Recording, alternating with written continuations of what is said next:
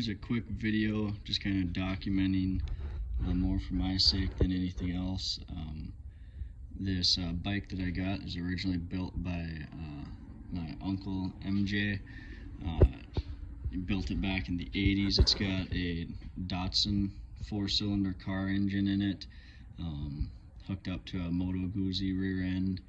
It's a MotoGuzzi frame originally. He stretched it about 10 inches. You can see here's one of the welds here where he stretched it.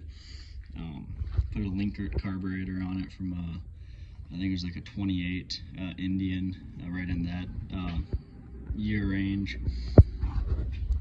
Cast a custom bell housing to adapt to the, or more of an adapter plate to adapt to the bell housing for the MotoGuzzi transmission, and did a bunch of other modifications to it as well.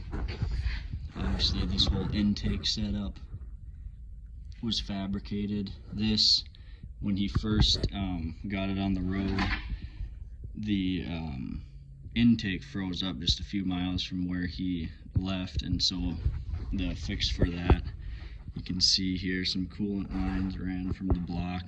This is actually a water jacket here on the intake coming from that Linkert to keep that from freezing up. Also this little inlet here for the air filter, this expanded metal tubing kind of will be routed back in this area somewhere. I'm not sure exactly how it went, to help draw some more warm air from that.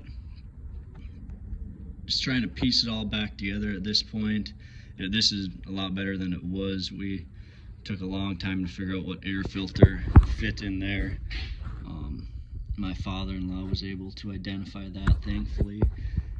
And yeah, just kind of a little bit at a time. Right now, one of the biggest things we're trying to figure out is the radiator situation on it. He had two individual radiators that he had made for it. You can see one here. The other one was missing where it was at. The place that I got it, they had it half torn apart and it was in shambles.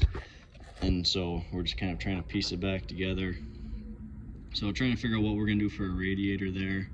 May end up just going with a single radiator for now, and then in the future look at getting some smaller ones made like he had on it originally. There's some cool custom work done to the boxes and tank as well. This front fender needs to get hooked up. There's a few things that need to happen to it yet, but just kind of taking the time to document what we've done so far. I had to figure out what key this was from. I don't even recall what key it was from, but I was able to use this number here. It might have been a Honda. I was able to use the number off the ignition switch and get a key made for it, so that we have the key. What else have we done to it so far? Basically just hooked up the exhaust, hooked up the whole intake setup. Found this little piece floating around in a little bucket of garbage that the guy gave us full of miscellaneous old parts, but figured out that's where it was. A little heat shield to that's where this expanded metal hosing ends, is right back in here, so it keeps that heat in there so that it draws some nice warm air. That's about all we've done so far. Like I said, the biggest thing right now is getting the radiators figured out for it, and then once we get those figured out for it, we should be able to fire it up. Yeah, you can see that other side of it. Probably gonna end up taking that oil pressure gauge off, but that's that. I'll post videos periodically just to show what we've done to it and kind of document the progress.